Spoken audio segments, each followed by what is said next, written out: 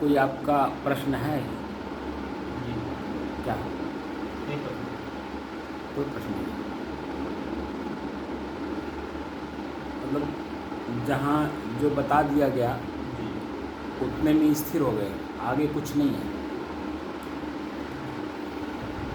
समाधि और स्वरूप स्थिति समझ में आई? हाँ। आ गई। क्या आ गई? और समाधि है कि चेतन अवस्था में मन इंद्रिय को संयम करके काम करे।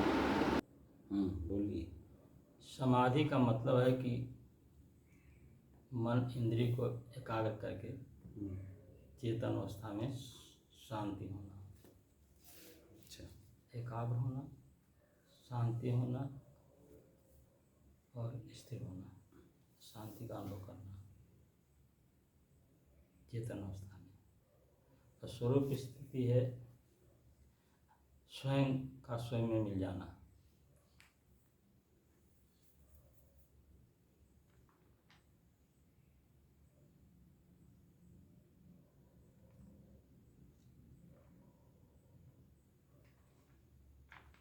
यह स्वयं तक जाने के लिए सीढ़ी है समाधि।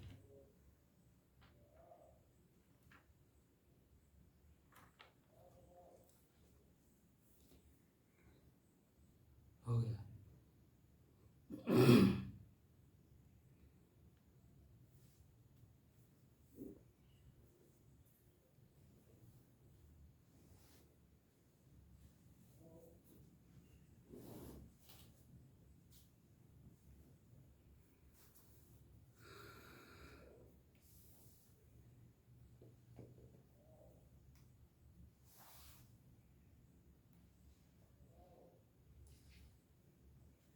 अपने ही चंचल मन को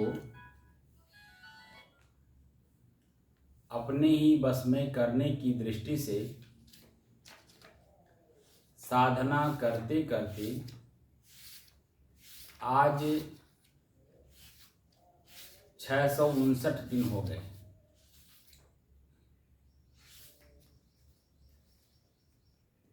तारीख 27 अगस्त सन 2023, दिन रविवार, प्रातः काल का समय।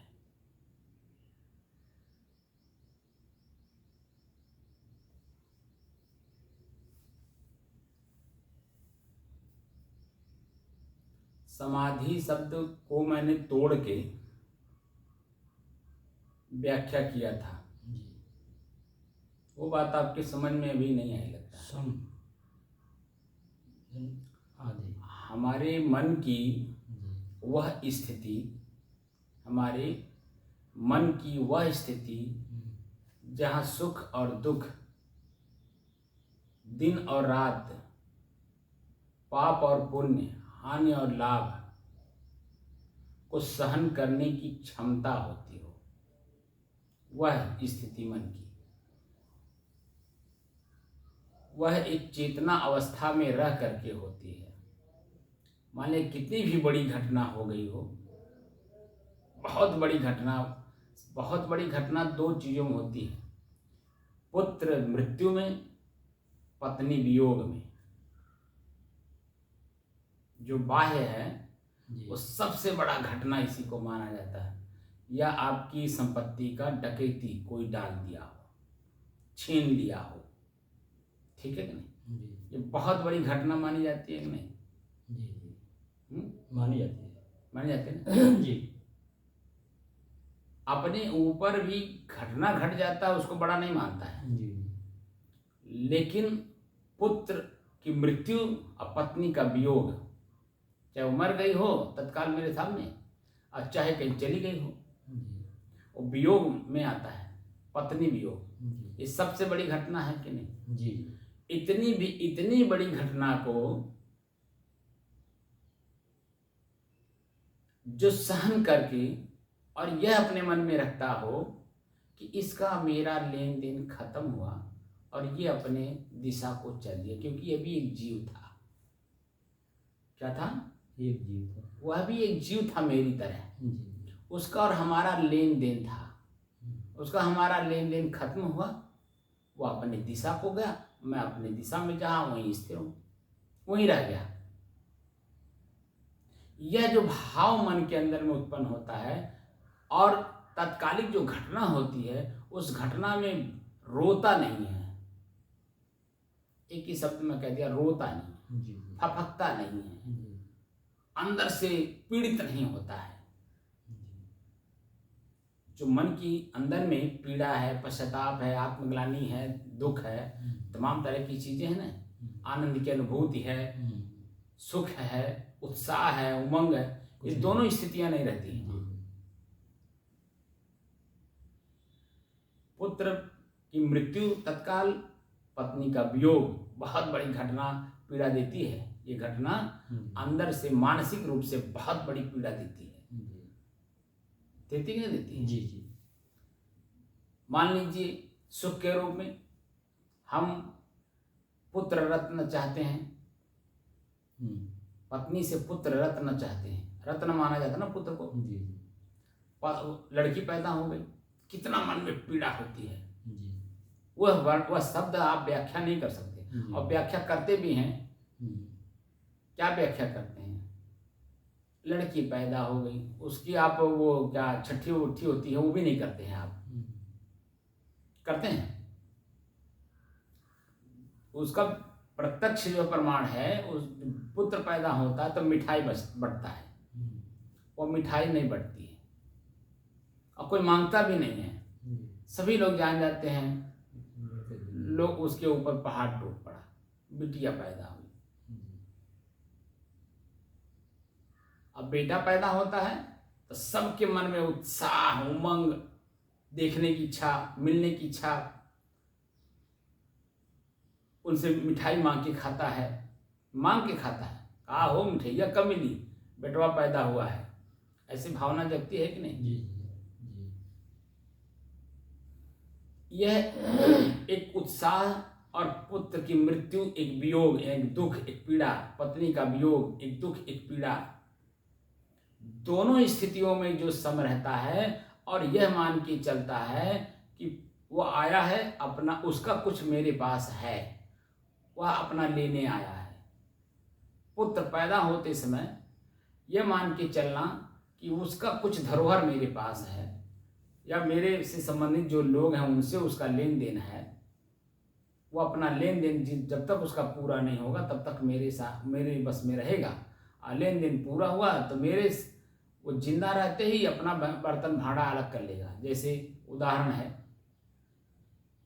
पत्नी घर में आई, बेटा माता पिता से अलग हो जाता है, वो देखना भी नहीं पसंद करता है, मिलना जुलना बातचीत करना तो दूर की बात, कुछ खिलाना पिलाना सेवा करना तो बहुत दूर की बात। घटनाएं आप देख रहे हैं कि नहीं देख रहे हैं? जी। ये सब क्या है? जीवों का अपना कर्म, लेन देन। प्रत्येक जीव स्वतंत्र सत्ता है, जैसे आप और हम हैं स्वतंत्र सत्ता, ऐसे ही प्रत्येक जीव स्वतंत्र सत्ता है, लेकिन उसको अपने स्वतंत्र सत्ता का होने का ज्ञान नहीं, जानकारी नहीं है, लेकिन करता है। पुत्र को आप कहिए कि काम करके आ जाओ, काम करके आता है, काम हो जाता तो कहता मैंने किया, कहता नहीं कहता है? जो कि काम आपने सौंपा है, करके आओ, और करके आता है, जब सफल हो जाता तो कहता मैं किया। ये नहीं कहता है पिताजी ने हमसे करवाया, कहता है? नहीं कहता। और जब वही गलती हो जाती है तब क्या कहता है? कहते पिताजी भेज दे, गलती है। तो वहां आपको दोष लगाता है। जी। न बताए, न जनाए, न कराए, न उसका अभ्यास कराए, कुछ भी नहीं बोले, हमको खाली भेज दिए। अब मैं वहां जाके क्या करूं बताइए? मेरे दिमाग में जो आया मैंने वहां कह दिया, वो कर दिया। अब बताओ मेरे ऊपर लांछन लगा रहे हैं। तरह तरह की भावनाएं आती हैं कि नहीं? जी। हो जाता है तो कहता मैं किया, और नहीं होता है तो जो भेजता है उसके ऊपर ठिकरा फोड़ता है। तो ये जो स्थितियां बनती हैं, ये सब स्थितियां स्वतंत्र सत्ता, स्वतंत्र जीव का है। व्यवहारिक पक्ष सीखने की जरूरत होती है। एक दूसरे से हम जब सीखते हैं तब व्यवहार सफलतापूर्वक कर पाते हैं हम, क्योंकि व्यवहार में हम अनभिज्ञ हैं, हर जगह अनभिज्ञ हैं, क्योंकि प्रकृति में परिवर्तन है। जो आज हमने सीखा वो कल नहीं रहेगा, ये सत्य है कि नहीं? जी जी। इसलिए परिवर्तन की वस्तु को परिवर्तन की तरह देखकर अपने मानसिक स्थिति को परिवर्तित करके और स्वतः में शांत रहना, ये समाधि का लक्षण है। और ये मैं कल कहा था ना, सुबह वाले में कि शाम वाले में, कि यह दोनों टाइम मैंने शायद कहा था कि यह जो स्थिति मानसिक स्थिति बनती है वह जिम्मेदार पदों पे बैठने वाले लोगों की प्रतिदिन होती है। लेकिन वो क्या समझते हैं इस बात को? नहीं। स्वतः अपने आप में नहीं समझते मैं किस मानसिक स्थिति में हूं जो धर्म ग्रंथों में लिखा हुआ है। ठीक है नहीं? कहीं कोई समझता है? कोई नहीं समझता है। प्रत्येक इंसान यानी प्रत्येक मानव जीवन में रहने वाला व्यक्ति धर्म ग्रंथों में जो शब्द लिखे हुए हैं कहीं न कहीं वो किसी न किसी रूप में फिट बैठता है, लेकिन क्या वो जानता है? नहीं जानता। चोर चोरी करते हुए पकड़ा जाता है तो क्या वो जानता है कि धर्म ग्रंथ में लिखा है कि चोरी किसको कहते हैं? बिना पूछे किसी का भी सामान उठा लेना, ले लेना, प्रयोग कर लेना, खा लेना, कपड़ा पहन लेना, जूता पहन लेना, किसी भी व्यक्ति का कोई भी वस्तु बिना पूछे, बिना उसके संज्ञान में लिए आप कार्य करते हैं तो दोषी, उसी को बोलते हैं दोषी। वही चोरी अवस्था है। कोई न कोई व्यक्ति कहीं न कहीं किसी न किसी रूप से किसी न किसी व्यक्ति का हित करता है। जैसे कोई व्यक्ति आ गया, भैया 10 रुपया की जरूरत बा, और सब्जी ले रहे थे, कम पड़ गया और संजोग से मैं पैसा जेब में पैसा रखना भूल गया, उनको पैसा देना है, जरा 10 रुपया दे दीजिए। आपने तत्काल में बिना विचार किए उनको पैसा आपने दे दिया। वो पैसा जैसे पाता है उसकी चित्त की स्थिति देखिए, भले वो आपके साथ छल करता हो, कपट करता हो, कुछ भी करता हो, लेकिन उस समय की मानसिक स्थिति उसकी देखिए, कितना प्रसन्न होता है, आनंदित होता है। तो उपकार इसको बोलते हैं, किसी का उपकार करना। तो उपकार मतलब उप माने निकट होता है, कार्य माने कृति। ऐसा कृति आपने किया, वह अपने निकट जाके बैठ गया, यानी प्रसन्न हो गया, आनंदित हो गया, उत्साहित हो गया, और उसके अंदर में भी दूसरे की सेवा करने की प्रेरणा जगी। उपकार शब्द भी अपने आप में बहुत बड़ा ठोस है। उप माने निकट होता है, कार माने कृति। ऐसा कार्य, ऐसा अपने कृति किया, कृत्य किया यानी कार्य किया कि सामने वाला व्यक्ति अपने तक पहुंचने का उसको रास्ता मिल गया, यानी प्रसन्न हो गया। मन प्रसन्न होता है नहीं अपने आप में। जब कोई भी व्यक्ति किसी से कुछ मांगता है और बिना प्रश्न किए वो दे देता है तो पाने वाला कितना खुश होता है। उसकी खुशी क्या है? स्वयं के अंदर में अपनी चीजों को पढ़ता है कि मैंने किस काम के लिए क्या चीज किससे मांगा, और बिना प्रश्न किए क्या करोगे पैसे का, ये प्रश्न किए बिना और तुरंत दे देता है, तो उसकी मन की प्रसन्नता कितनी होती है। लेकिन कोई भी व्यक्ति जब पैसा मांगता है या कोई भी सामान मांगता है तो देने वाला पहले प्रश्न पूछता है कि नहीं पूछता है? क्या करोगे, क्या काम है, क्या काम है, क्या करोगे, कहाँ लगाओगे, किसको दोगे, क्यों दोगे, तरह तरह का प्रश्न करता है। जैसे ही प्रश्न मांगने वाला प्रश्न सुनता है उसकी प्रसन्नता में कमी आ जाती है, उसके अंदर में भाव जगता। देखिए, बिना जाने पूछे जन हमसे प्रश्न कर रहे हैं। हमको तो हमने बता दिया कि मुझे सब्जी लेना है, और सब्जी बड़ी सुंदर है, गांव से लाया हुआ है, देखने में सुंदर लग रहा है, संजोग से मैं पैसा जेब में रख के आया नहीं, अब इनसे कह रहा हूँ कि सब्जी के लिए पैसा चाहिए, लेकिन मार उसी में तर्क वितर्क किए जा रहे हैं। अब वो सब्जी क्या लेगा बताइए, क्योंकि जिस उत्साह से वो पैसा मांगा, जिस उत्साह से वो सब्जी खरीदने के मूड में था, उसके मन में खटास आ गई कि नहीं आ गई? एक शब्द आपने डाल दिया ना, जैसे दूध में खटाई डाल दीजिए, वैसे उसके दूध का मतलब होता है उसका मन की प्रसन्नता, और उसमें शब्द डाल करके आपने खटाई डाल दी, ठीक है ना, वो स्थिति बनती है। तो ये जो स्थितियां हमारी हैं, इन सारी स्थितियों को ध्वस्त करके अपने निजी स्व में शांत रहना और चेतना में रह के शांत रहना। जैसे पुत्र मरा तत्काल तो चेतना में है कि पुत्र वह एक जीव था, वह उसका मेरा लेन देन था, अपना लेन देन लिया, किया, भोगा और चल दिया। तो इसमें शोक क्या करना, रोना क्यों? तो ये जो हमारी मानसिक स्थिति है, चेतना में है, तो वहां पे वो शांत रहेगा, रोएगा नहीं, बहुत उसके अंदर में पीड़ा नहीं होगी। वह जो मानसिक स्थिति है उसको बोलते हैं समाधि। लेकिन हर व्यक्ति करता है, पीड़ित होता है, बाद में भले वो जो में शांत हो जाता है, लेकिन तत्काल में कितनी पीड़ा होती है। तो समाधि में कहाँ है? हम लोग जो हमारे जो ऋषि हैं, रिसर्च जो किए हैं, बड़ी रिसर्च किए हैं, बहुत रिसर्च किए हैं, तरह तरह के रिसर्च किए हैं, तब जाकर के इतनी गंभीर चीजों को उन्होंने प्राप्त किया है। जितने धर्म ग्रंथ हैं हमारे, चाहे वो हमारे हिंदू धर्म के हो, मुसलमान धर्म के हो, ईसाई धर्म के हो, या किसी धर्म के हो, एक व्यक्ति किसी चीज को परिपूर्ण नहीं कर पाया है।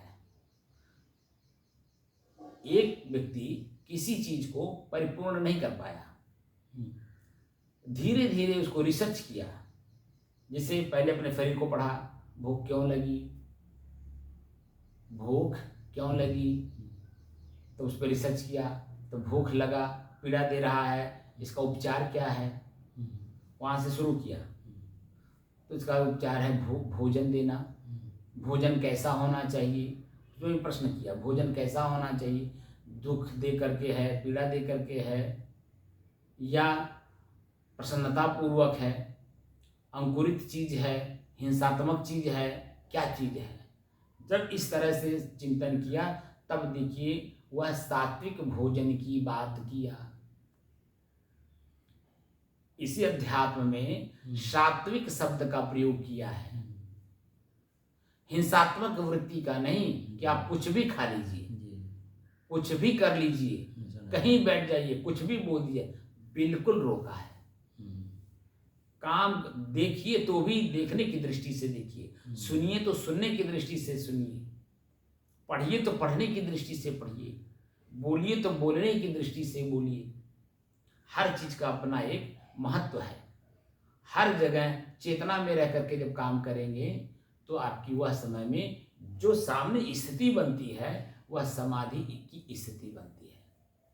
खाली आंख बंद करके मन को शांत कर लेना समाधि नहीं है, आपकी व्यवहारिक शैली भी उस समाधि में आती है जब आप चेतना में रह के काम करते हैं। आप रास्ता चल रहे हैं, चेतना में हैं, चींटी नहीं मरेगी, गड्ढा में पैर नहीं पड़ेगा, सांप नहीं काटेगा, ठेस नहीं लगेगा, पत्थर पे नहीं गिरेंगे, फिसलेंगे नहीं। कितनी प्रक्रियाएं हैं।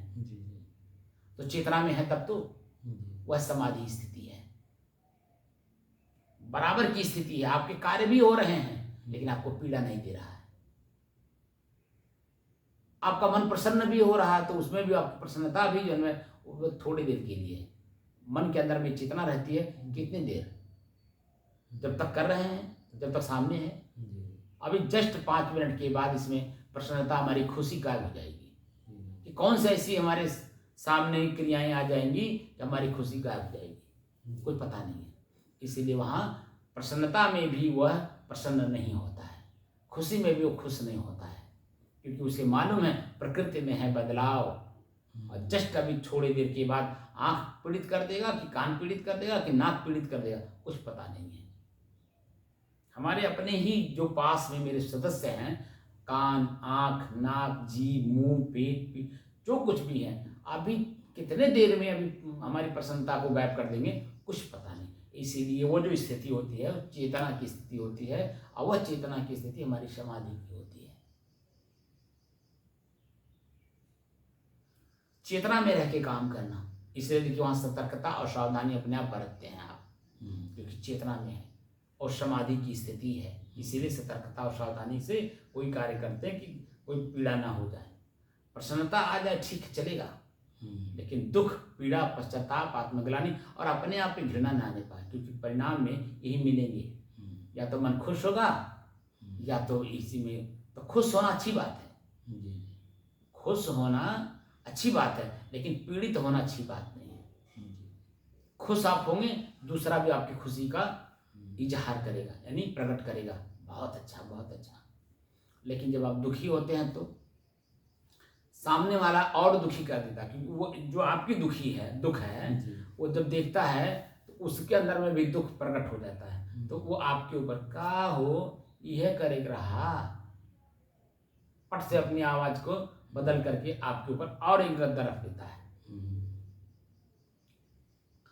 कितने लोग मिलते हैं, कोई बात नहीं है, गलती हो गई, गलती से ही सीखा जाता है, गलती से ही सीखा जाता है कहाँ गलती हुई, और उसको ठीक कर लीजिए, आगे एकदम प्रसन्न रहिए।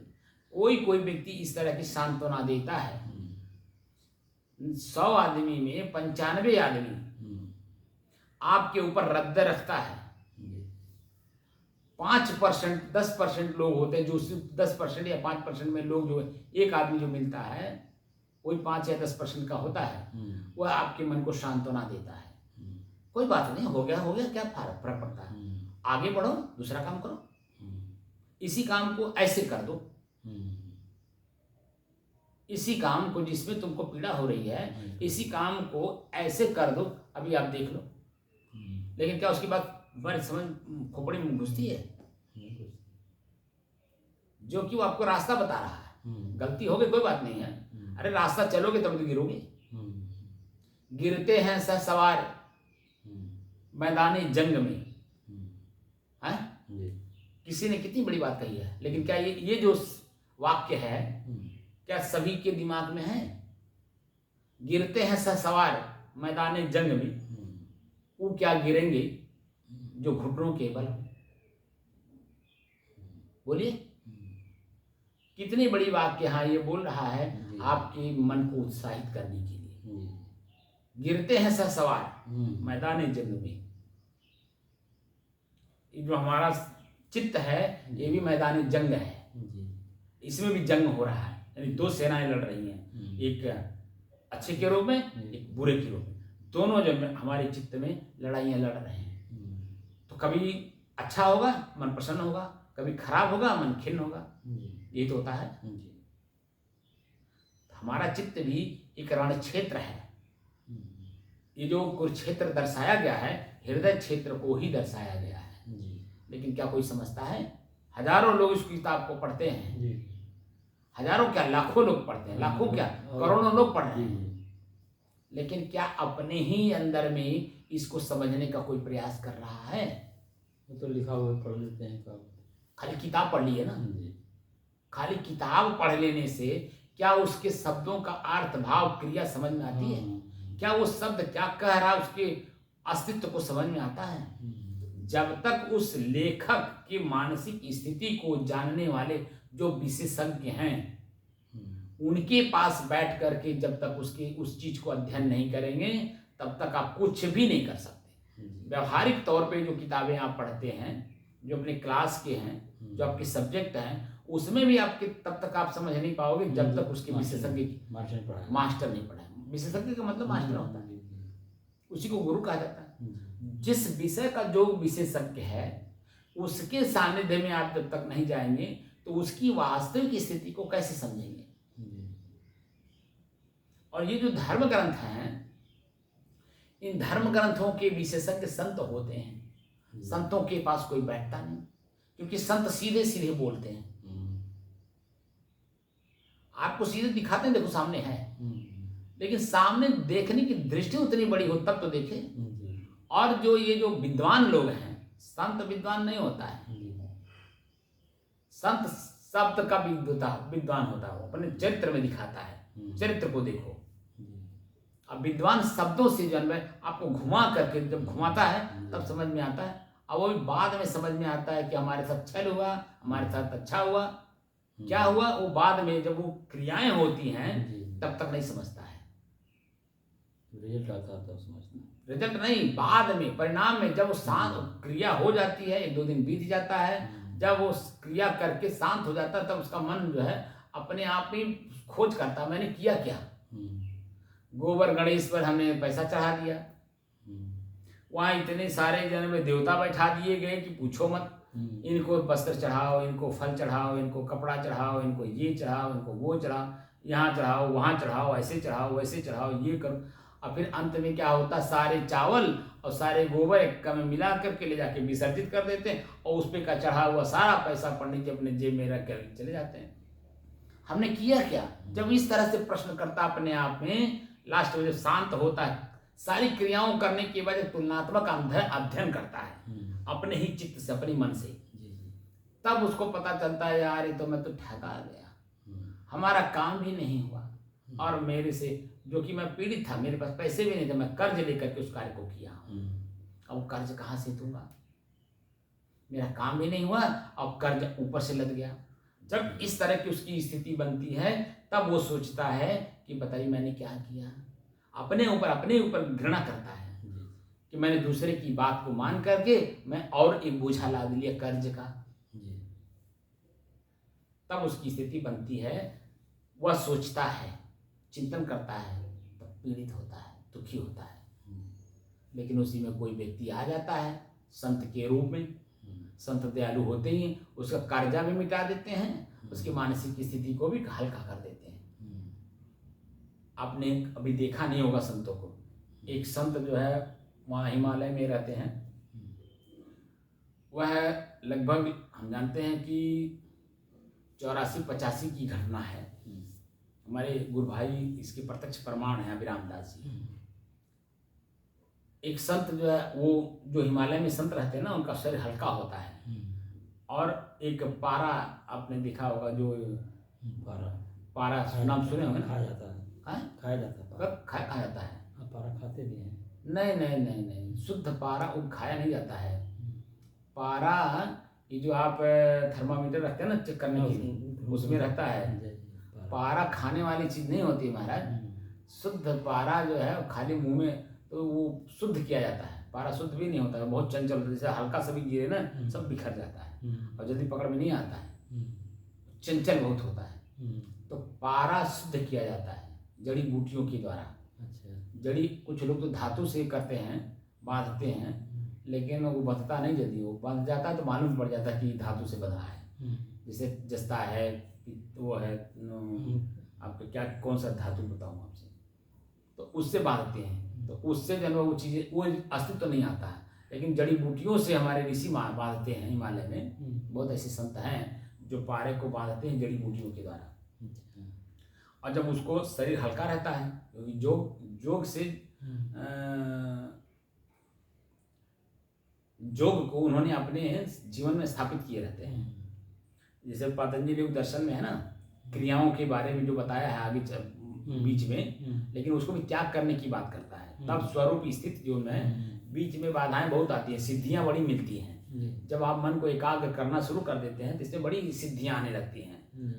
जैसे मान लीजिए आपका मन एकाग्र हो गया, शांत है, कोई अचानक आ गया, वो कुछ मांग लिया, आपने कह दिया जा आपका काम हो जाएगा, बस उस गया और उसका काम हो गया।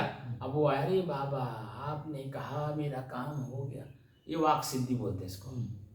क्योंकि आपने वो जो उसकी इच्छा जो थी, आपने कहा जा तथास्तु, मैंने जैसा तू चाहता वैसा हो जाए, गए आपका काम हो गया। अब वो बेचारा मार हवा काबा लिए, अरे बाबा बड़ा सिद्ध है, बाबा बड़ा सिद्ध है, जो बोलता है सारा काम, ये सब सिद्धियां हैं। इसीलिए कबीर साहब इसको डांटे, जो कि ये चीज़ें जो है उसमें है। कबीर साहब ने हमको जो लगता है मैंने जो अध्ययन किया, दोनों की तुलनात्मक अध्ययन किया, तो हमको जो लगता है वो पतंजलि योग दर्शन का पूरा हूबहू बीजकवे उतार के रख दिया हिंदी में।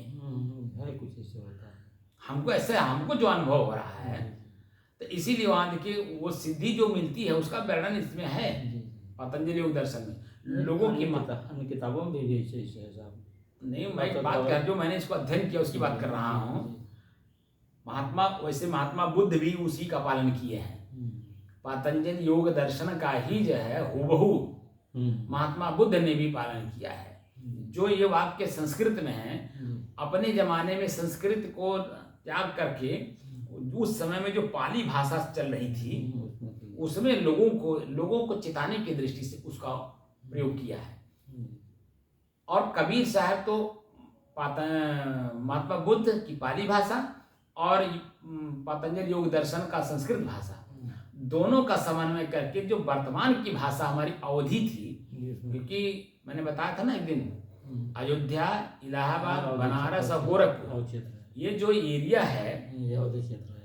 इसी को अवधि क्षेत्र बोलते हैं ना, अवध क्षेत्र, अवधि नहीं अवध क्षेत्र। और इसी क्षेत्र में काफी उन्होंने प्रचार प्रसार अपने ज्ञान का भी किया है। और साथ साथ जो है वहाँ मार्केट बड़ी बड़ी लगती, जैसे हमारे खैराबाद में कपड़े का मार्केट था, वो कई बार कपड़ा बेचने की दृष्टि से मगहर आए हुए हैं। अपनी जवानी अवस्था में कपड़ा ले करके मगहर आए हुए हैं। और जहाँ जहाँ भी होगा वहाँ इस क्षेत्र में वो गए हैं। तो रात, एक बात बताइए, बनारस से पहले उसमें पैदल लोग चलते थे, रात कहीं ना कहीं रुकते थे, बिना रात रुके वो पहुंच नहीं पाते। तो जहाँ रात रुकते थे वहाँ खजड़ी बजा करके लोगों के बीच में वो अपना भजन भी तो सुनाते थे। वही उनका प्रचार प्रसार था, काम भी करते थे और रात के समय खजड़ी बजा बजा करके अपनी वाणी को लोगों तक पहुंचाते भी थे। तो व्यवहार भी और परमार्थ भी दोनों चल रहा था। कितने ऊंचे लोग थे, जहाँ रुकते थे वहीं, जैसे मैं हूँ जहाँ रुकता हूँ, जैसे कल वो आए थे निरंजन साहब, मैंने क्या कहा, ये शरीर मैं हूँ कि मेरा, कहा तो ये मेरा है। मैंने कहा कि मैं और मेरे के अंतर भी पड़े हैं, मैं मतलब मैं स्वयं, मेरा मतलब मेरे से अलग। क्या आँख आपसे अलग है?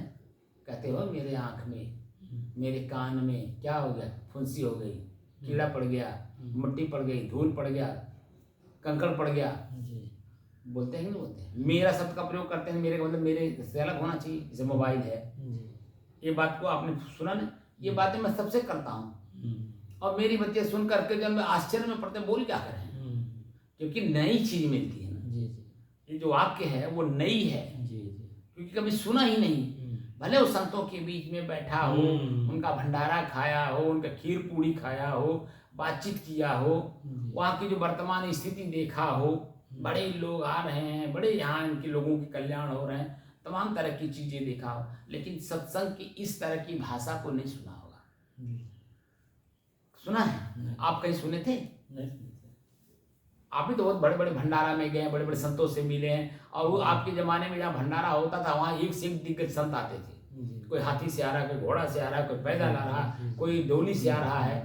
बड़े बड़े संत आते थे, नहीं आते थे? जो डोली से लाया जाता था वो, उनकी स्थिति कैसी, शरीर की परिपक्व हो चुकी है, वो अपने अंतिम पड़ाव में है, तो डोली से आते थे, लेकिन है अच्छे संत है। लेकिन क्या इस तरह के सत्संग आपने, फलाने ऐसे कह रहे हैं, गीता में ऐसा लिखा, बीजक में ऐसा लिखा, कुरान में लिखा, बाइबिल में लिखा, वेद में लिखा, श्रुति में लिखा, यहाँ लिखा, ये बात कह दिए, लेकिन अनुभव की बात नहीं किए कि तुम क्या हो। भाई कहे तो ना, आत्मा है, परमात्मा भी है, ईश्वर भी है और साक्षात है, लेकिन कंफ्यूजन है कि नहीं? बोलिए, संशय अभी है कि नहीं? हम भले कह रहे हैं परमात्मा होगा, लेकिन मैंने देखा नहीं। और मैं कह रहा हूं परमात्मा तो आप खुद हैं।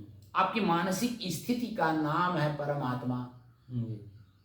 जीव, आत्मा, परमात्मा, ब्रह्म, चार चीजों का वर्णन बार बार करता हूं कि नहीं? जीव है जो वासना से ग्रसित है, उसी में डूबे जा रहा है, वो वासना से ग्रसित इसलिए जीव है।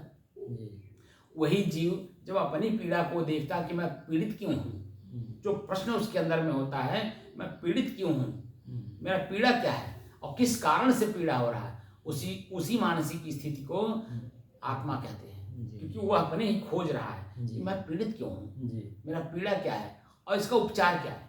हम्म। इसका उपचार भी क्या है, वो जो स्थिति मानसिक हमारी बनती है उसी का नाम आत्मा है।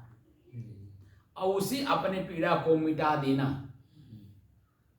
मिटा देना। परम आत्मा, परम माने श्रेष्ठ आत्मा माने स्वयं, स्वयं अपने दुख को स्वयं अपने द्वारा मिटा दिया। प्रसन्न हो गया कि नहीं, परमात्मा हो गया। जीव आत्मा परमात्मा, और उसकी खुशी वो अस्थायी हो गई। वो जो पीड़ा था वो पीड़ा हमेशा के लिए मिट गया, इसलिए ब्रह्म हो गया, क्योंकि वो प्रसन्न हो गया। ब्रह्म भूत है प्रसन्न आत्मा, स्वयं की मन की जो प्रसन्नता है वही तो ब्रह्म गीता कह रही है। सीधा सीधा व्याख्या किया कि नहीं किया, लेकिन क्या इस तरह से कैलकुलेट करके गुणा भाग जोड़ घटाना लगा करके शेष जो बचा, क्या इस तरह का कोई बता पा रहा है? नहीं बता पा रहे, जानकारी नहीं है साहब। खाली यहाँ लिखा है वहाँ लिखा है, ये है वो, हमारे गुरु महाराज ये कह रहे हैं, हमारे गुरु महाराज सब कुछ है, आपके गुरु महाराज कुछ भी नहीं है, आप माने जीरो है। यह जो है हल्का बुद्धि का प्रतीक है। हम वाली भावना, जो मैं हूँ वही आप हैं, ये वजनत की बात आती है। जी। जो मैं हूँ वही आप हैं। अरे आप भी उसी पीड़ा से पीड़ित हो जिस पीड़ा से मैं भी कभी पीड़ित था। मैंने उसको एकदम स्ट्रिक्टली अपने जीवन में खड़ा होकर के उसको मैंने त्याग कर दिया। आज मैं कहाँ हूँ, आप त्याग नहीं कर पाए क्योंकि अपने इंद्रियों के स्वाद में आप लगे रहे, स्वाद भी लेते रहे और परिणाम में अच्छा भी चाहते रहे, तो कैसे होगा। इंद्रियों का स्वाद ले लेकर के भोजन करिए तो आप देखेंगे गले तक ठूस के खा लेंगे, लेकिन जब उसका परिणाम सामने आएगा तो अपच है, उल्टी है, दस्त है, परेशानी होगी, अब रोग पैदा हो करता है कि नहीं करता है। तो इंद्रियों का स्वाद तो आपने लिया, परिणाम जब आ रहा है तो उसका परिणाम अच्छा चाहते हैं, कैसे होगा। इंद्रियों के स्वाद को त्याग करना पड़ता है। वो जो मानसिक स्थिति है हमारी समाधि की, उस अवस्था में हम चेतना में रह के भोजन करते हैं। भले भोजन स्वादिष्ट है, कितना भी स्वादिष्ट हो, लेकिन हमें इस बात का स्मरण है, ख्याल है कि मेरा पेट कोई डस्टबिन नहीं है कि बस उसमें कूड़ा डालते जाओ। यह एक मेरा पेट है, मेरा पेट है, डस्टबिन नहीं, मेरा पेट है। मैं इसमें जितना तेल डालूंगा उतने से मेरी गाड़ी चलेगी, और मुझे जितना गाड़ी चलाना उतने की जरूरत है, उतना तेल डालेंगे। भोजन क्या तेल ही तो, जैसे मोटरसाइकिल में आप बिना पेट्रोल डाले चलेंगे नहीं, तो जितना पेट्रोल डालेंगे उतने तो किलोमीटर जाएगी। ऐसे मेरा शरीर है, शरीर मेरा एक मोटरसाइकिल है, गाड़ी है, और इसी में मैं सवार हूँ, और अपने ही पेट्रोल टंकी को जब मैं भरे जा रहा हूँ। अब बता दीजिए जब टंकी फुल होकर के ओवरफ्लो हो जाएगा, पेट्रोल उसी पे गिरेगा कि गिरेगा। हल्का सा कहीं माचिस का तीली पड़ गया तो आप बताइए, लेकिन टंकी के भीतर है तो माचिस की तीली में कुछ भी कर लीजिए, जब तक उसके अंदर नहीं जाएगा तब तक तो वो। इसीलिए कहा जाता है कि हमारा जो टंकी है, पेट है, वो मुझे अनुभव होना चाहिए कि हल्का भोजन अगर करने की 4 रोटी की इच्छा है, आप 3 रोटी करिए। शरीर देखिए चेतना में रहता है, आपको जिस काम को करना है उसमें मन भी लगता है। आलस निद्रा जब मुहाई नहीं आएगा। व्यवधान जो हमारा भोजन करने के बाद आलस से निद्रा जब मुहाई, और नींद बार बार नींद आएगी, कोई काम में मन लगेगा, क्योंकि वहाँ जो नसें हैं हमारे शरीर की वो सब खींच रही हैं, तनाव दे रही हैं, इसीलिए नींद आ रही है। तो चेतना कहाँ है, तो बुद्धिमान जो होता है शरीर को देता तो है, उसको गाड़ी समझ के देता है जितनी उसकी आवश्यकता है। ये समाधि की स्थिति है। और स्व की स्थिति जो स्वरूप स्थिति है वह तो इससे परे है। वह अवस्था जो है वह अवस्था या निशा सर्वभूतानां तस्याम जागृत से जुड़ी। ये रात के समय का प्रयोग करने का है, क्योंकि वह पूरा पर्याप्त समय हमको मिलता है। रात का समय 8 घंटा जो मुझे मिलता है, वह जो समय मिलता है वो मेरे अपने लिए है। रात के समय एकदम सारी इंद्रियां अपने अपने जगह पे खड़ी हो जाती हैं, कहीं कोई क्रियाएं नहीं होती, आंख बंद हो जाता है, कान कोई शब्द नहीं सुनता है, पैर कहीं चलता नहीं है, हाथ किसी को देता लेता नहीं है, कोई क्रियाएं नहीं करता है, तो शरीर स्थिर हो गई, इंद्रियां खड़ी हो गई, इनकी क्रियाएं खड़ी हो गई। उस समय में आप मन से स्व में चले जाइए, सब बंद कर लीजिए। बंद करके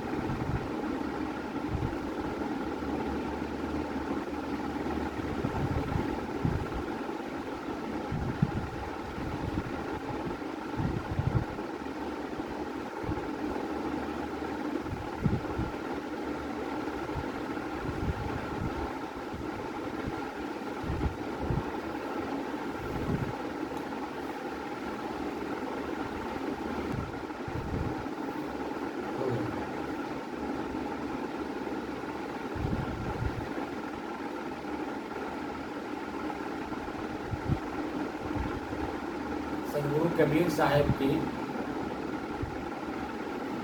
एक साखी है, पढ़ै गुनै अति प्रीत जुत, पढ़ै गुनै अति प्रीत जुत, ठहर के करे विचार, पढ़ै गुनै अति प्रीत जुत, ठहर के करे विचार, स्थिरता बुद्धि पावै सही, वचन कबीर निर्धार। ठीक है ना? वचन कबीर निर्धार, निराधार नहीं है, निर्धार है।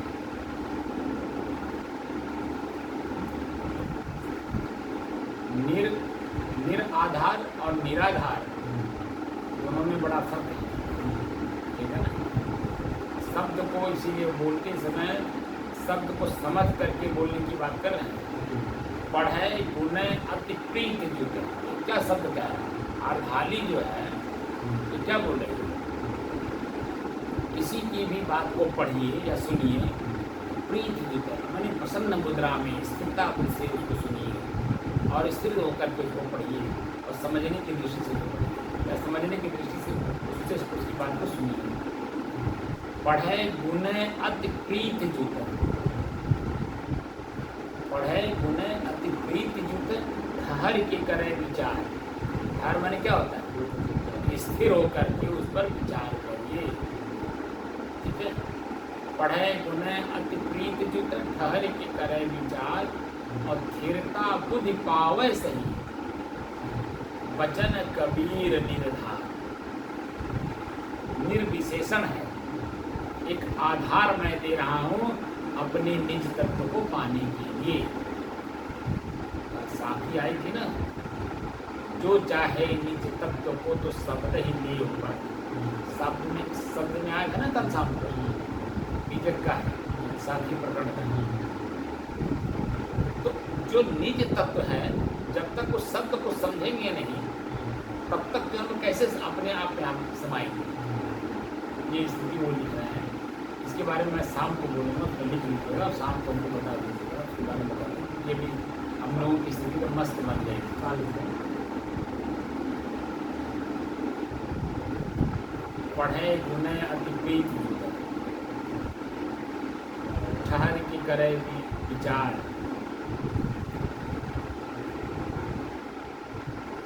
स्थिरता बुद्धि पावै सही, कबीर वचन निर्धार।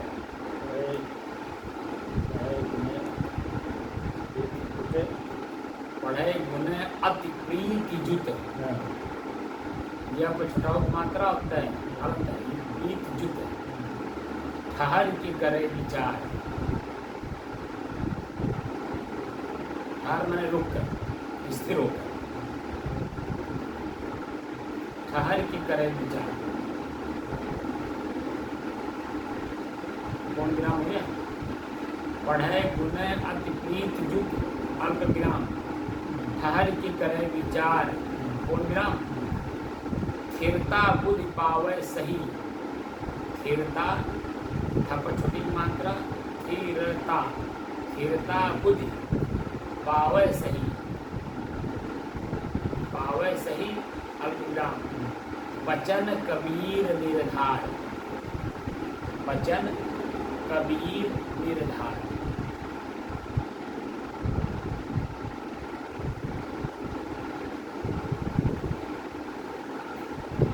इसके बारे में शाम को हम लोग चर्चा करेंगे। अभी शांत चित होकर के अपने स्व में हम लोगों की स्थिति बढ़िया बन गई थी।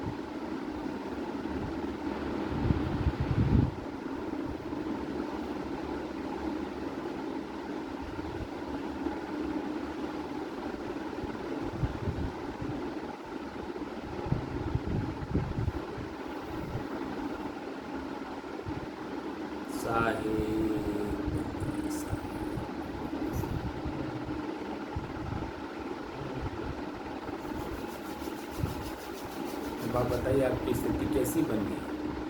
बहुत अच्छी। हाँ?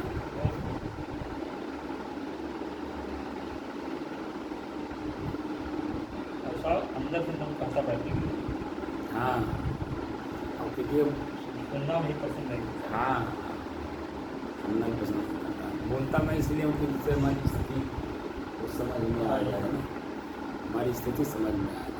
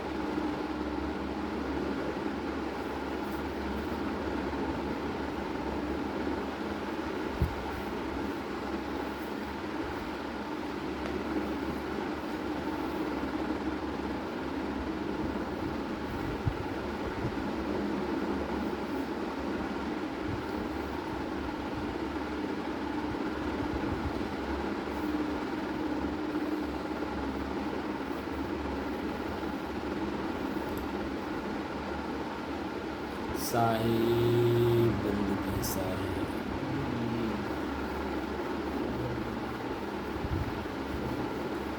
राम प्रताप हो, आज लगभग 4 दिन, आज चौथा दिन है ना। समाधि और स्वरूप स्थिति में कोई अंतर है कि नहीं, इसी पे चर्चा चल रही है। आपको कुछ समझ में आया कि नहीं? स्वरूप स्थिति और समाधि।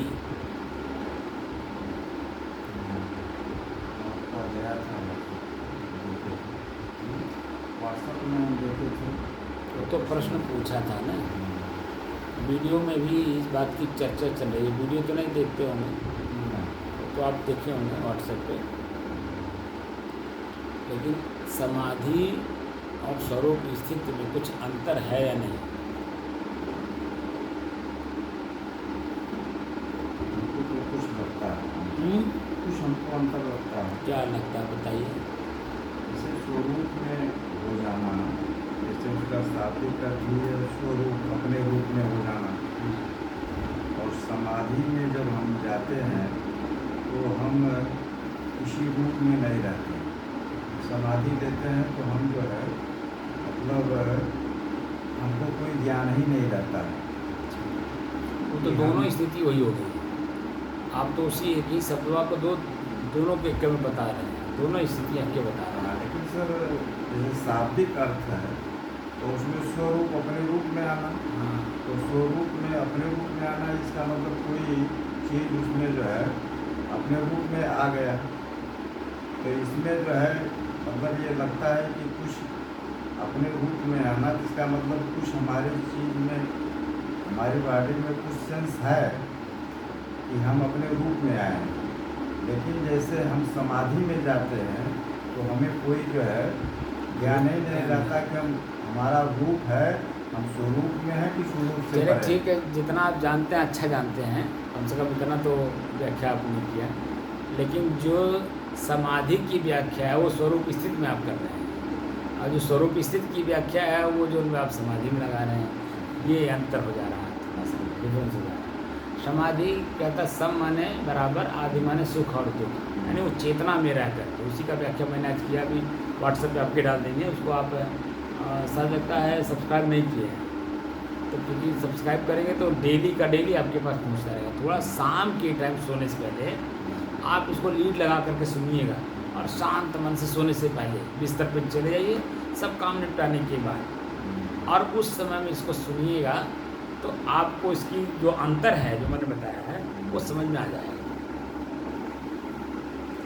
जैसे एक उदाहरण दे रहा हूँ, आप साइकिल चला रहे हैं, साइकिल चेतना में चला रहे हैं ना, साइकिल चेतना में चला रहे हैं, तो साइकिल पे बैठने से पहले साइकिल को आप स्टैंड से हटाते हैं, उतारते हैं स्टैंड से, हाथ में पकड़ते हैं, लेके चलते हैं, और चला करके फिर पैडल पे पैर रख करके आप चढ़ते हैं, तो चेतना में है कि नहीं?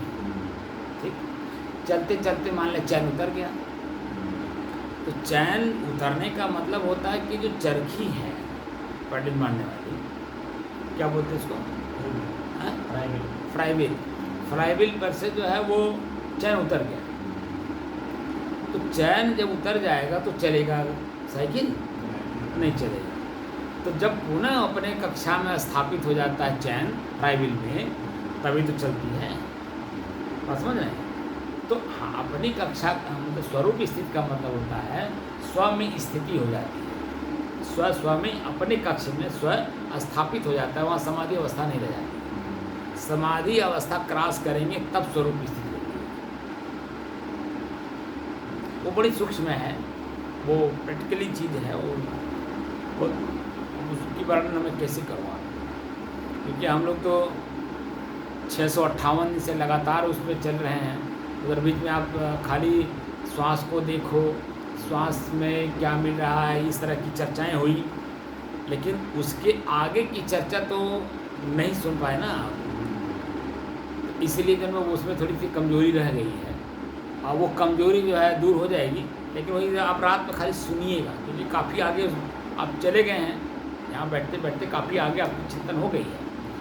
तो वह चिंतन वो रात में जब आप मान लीजिए दिन भर काम करिए, हम रोकेंगे नहीं, लेकिन सोने से पहले, नींद आने से पहले बिस्तर पे लेटे लेटे कान में और सुनते सुनते आप सो जाइएगा। तो जितनी बात आपके मस्तिष्क में पड़ेगा वो अपने आप वो कन्फर्म कर देगा कि कौन सी अवस्था का नाम है। क्योंकि ये जो स्थितियाँ हैं ये हमारे मानसिक स्थिति का नाम है सब। अध्यात्म के जितने भी ग्रंथ लिखे गए हैं, चाहे योग शास्त्र हो, चाहे गीता हो, चाहे श्रुति हो, स्मृति हो, उपनिषद हो, वेद हो, हमारी मनोवृत्तियों की गाथा गाई गई है। किस पॉइंट पे हमारी मनोवृत्ति हमें क्या क्या देती है, कहाँ शांत होती है, कहाँ पीड़ित होती है, कहाँ आनंदित होती है, कहाँ उत्साहित होती है, वो हमारे ही मानसिक स्थिति का नाम है। इसीलिए उस चीज़ का चर्चा किया। ठीक है ना। साहिब